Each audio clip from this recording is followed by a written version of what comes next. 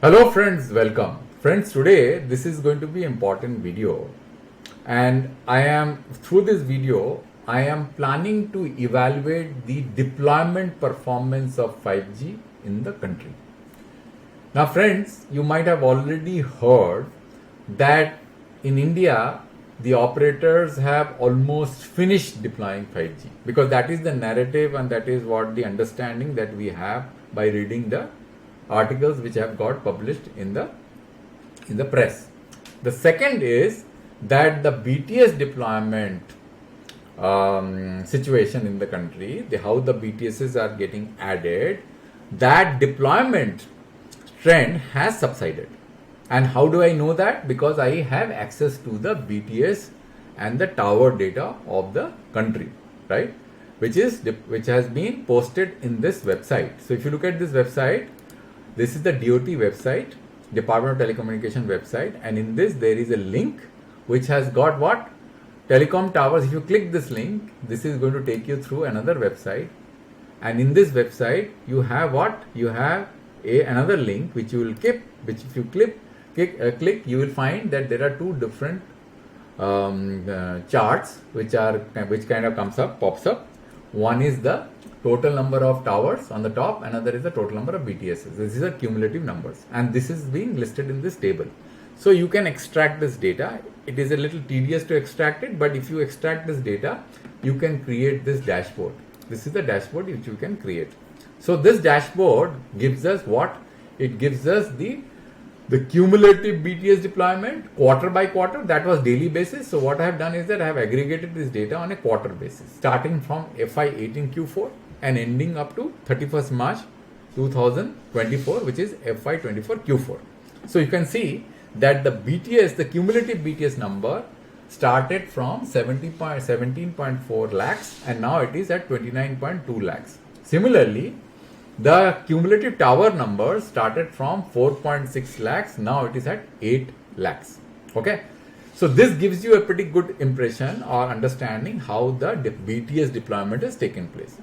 Now, why do I say that the 5G deployment has plateaued? Because I can very clearly see from this. Because if you look at this spike, and now it has stabilized, right? Now, since this is a data which is at a granularity of a quarter, you can't see this spike, significantly enhanced or amplified because of the granularity of time scale. If I choose a different time scale, you will be able to see it. For example, let's say if I choose a monthly time scale, you see the spike has increased and now it has stabilized. Okay. So let's go with the quarter time scale, right? And why I'm going in the quarter time scale? Because I can zoom out and see both deployment times. When 4G got deployed in an intense manner, which is from FY18 Q4 till FY20 Q2. And how do I know that 4G got deployed in a very intense manner? Because of this spike. This is the incremental 4G BTS deployments in this particular quarter. So this is the incremental. This is the cumulative number on top, and this is the incremental number in thousand. This is in lakhs, and this is in thousand. Now you can see that the incremental BTS's numbers have bulged, right, within this particular quarter which I mentioned. That is from FY19 Q1 till FY20 Q2. So you can add these numbers and see how many BTSs got deployed in these 6 quarters. So you can see that this total number of BTS that got deployed in the 6th quarter is 4.7 lakhs, right? Now, similarly, you can see that when 5G deployment took place, this is the spike that we see. This is the bulging which we see on an incremental BTS deployment. So we can safely assume that almost a majority of the BTSs which got deployed within this 6 quarters are 5G. Though there are 4G BTSs also, which I'm going to show you why I believe that there are a large number of 4G deployment BTSs, and I'll tell you how I calculated it. But let me just calculate here and see how many BTSs got deployed within these 6 quarters. This is around 5.5 lakh BTSs, right? Or almost similar. But the tower counts are significantly different, because when BTSs get deployed, sometimes you need a tower space. Why you require a separate tower space? In order to create coverage. Because if you are going to have a tower grid, which is constant within the country, even if you deploy multiple BTSs in the same location where the tower grid is present, you can't enhance the coverage. For enhancing the coverage, the basic fundamental requirement is to increase the tower density, because tower density is going to create the coverage grid. BTSs can be deployed in the same location. In one particular location, you can have 10 BTSs. So having a number of BTSs does not tell you the story about coverage, because 10 BTSs will have overlapping coverage on top of each other, because one could be of 2G base station, another could be of 3G base station, another will be 4G, another 5G. All base stations are going to have an overlapping coverage. So that does not give you an understanding as to how the coverage is a quality of the country is. The coverage quality can only be understood by looking at the tower density. So let's count the total number of towers which got deployed at the time when 4G was getting deployed intensely. So if I count this, you will find that the count is around 108.4 K base station, which means that these many BTSs got deployed within this period when 4G was getting deployed intensely. Similarly, if I do a count of the total number of BTSs when 5G was getting deployed primarily, you will find that, let me just go back. Yeah, so you will find that the total number of BTSs are how much? Roughly around 62.8 K BTSs, 1000 BTSs, right? So here we have around roughly around how much? 110 K BTSs. Here you have 62 K BTSs. So we can say roughly around half the number of not BTS, towers. Here you have got 62.2 K towers. 62.8 K towers. Here you have around 112 K towers, roughly around 110 K towers, roughly around 110 K towers. So the tower counts at the time when 4G was getting deployed was significantly higher compared to what 5G when 5G deployment took place, which clearly points to the fact that 5G deployment in India has been a towerless deployment. Now, why more towers were required to be deployed when 5G got deployed? The reason, let me explain to you in simple terms. 5G got deployed in a frequency band which is 3.5 gigahertz band. Now, all 4G deployment which has happened, the maximum frequency is 2.3 or 2.5 gigahertz band, right? And rest of them are mainly in 1800, 900, 800s. Those are the bands where 4G got deployed.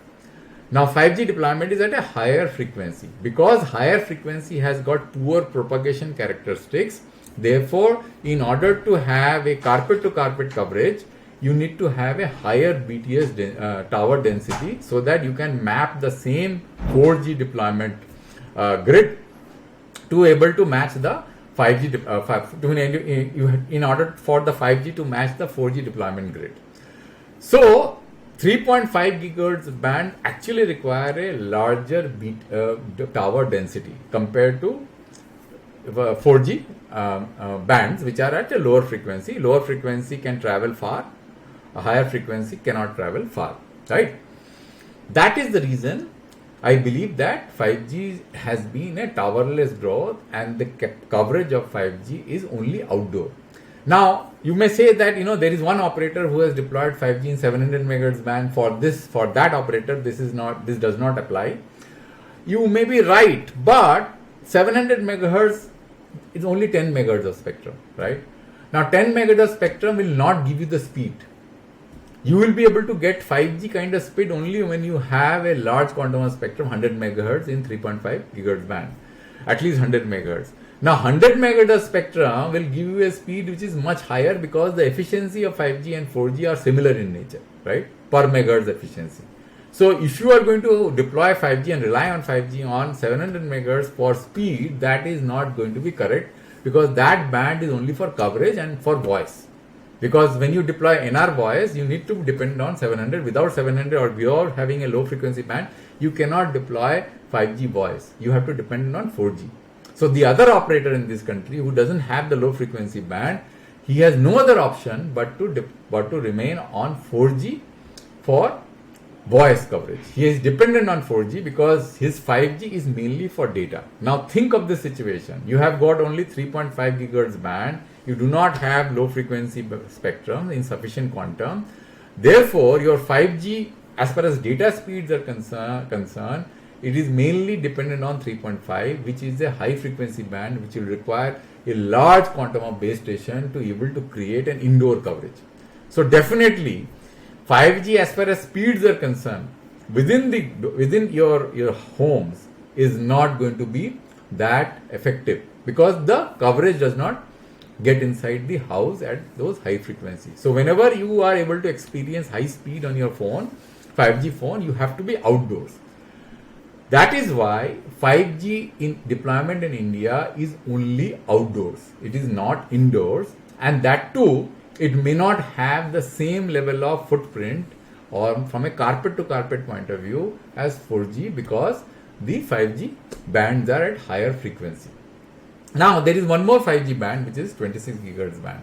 Now imagine that 26 gigahertz band is at a level which is so high compared to 3.5 that its coverage is going to be so small that you might be requiring base tower density of a significant quantum compared to what normally you have today on ground, which is not even enough to give you the same kind of experience or coverage experience as 4G. That is why in 26 gigahertz band, 5G hasn't been deployed with that level of intensity that you are seeing in 3.5 gigahertz band, and that's why 26 gigahertz band, which is the next 5G band which got auctioned, is lying mostly vacant. So this is the situation. Now let me just give you one more insight as to how did I get this data, this incremental data, and why did I say that there has been 4G deployment also during the time when 5G deployment happened, is because of this dashboard. You will see in this dashboard there are two different rows. One is the 4G row, another is the 5G row. Both are capturing incremental BTS deployments. Now 5G data I know because of the government announcement. These are the timestamps on which the 5G deployment has been captured by the government. Now I know the cumulative base station deployment. Now I also know that there hasn't been any 2G or 3G deployment within this time frame where 5G got deployed. So naturally, whatever has been left out, or whatever is the delta after subtracting the cumulative BTSs, the numbers which I have from the 5G incremental BTSs which got deployed, I can get the 4G number. Okay. So if you add within this particular period, starting from 5th December 2022 till 31st March 2024, you have got 107.5k 4G BTSs got deployed. Similarly, 5G BTSs within this time frame was 417.4. So now you know that roughly around how much? 20% of the base station in India during the time when 5G got deployed with higher intensity, this is the time which I am talking about, was 4G. So therefore, whatever tower number, which is 62k, which we have counted, may not have consumed for the deployment of only 5G. Maybe 20% of the towers might have got consumed for 4G. So even if there has been an incremental tower deployment within this particular period, that tower deployment has been significantly less compared to what we saw when 4G got deployed at much higher scale compared to the period, compared to the period what we see for 5G. So I hope that probably you understand why this analysis is extremely important to understand, to evaluate the 5G network quality in India. And everybody should be aware of this, because the competition of the telecom market is low. We really don't have an alternative player. Like BSNL is struggling with 4G in 700 megahertz band, where they should have been deploying 4G in 800 megahertz band, which is 700 is a 5G band. So they are completely in the wrong track. They are going in a different direction altogether, where there is going to be a head-on collision anyway, right? Now Vodafone Idea is facing another problem. They have not yet started deploying 5G. So given this situation, we are actually in a big problem. So you should be aware of this. And then we have the next auction which the government of India is announcing, not only for additional spectrum for 4G and 5G, but also the TRA came out with another consultation paper where they are going on talking about high frequency band, 37 gigahertz up to 42 gigahertz band. Now if 26 gigahertz band is lying free. Let me ask you this question. And then we have got such a poor tower density. What is the point of auctioning spectrum bands?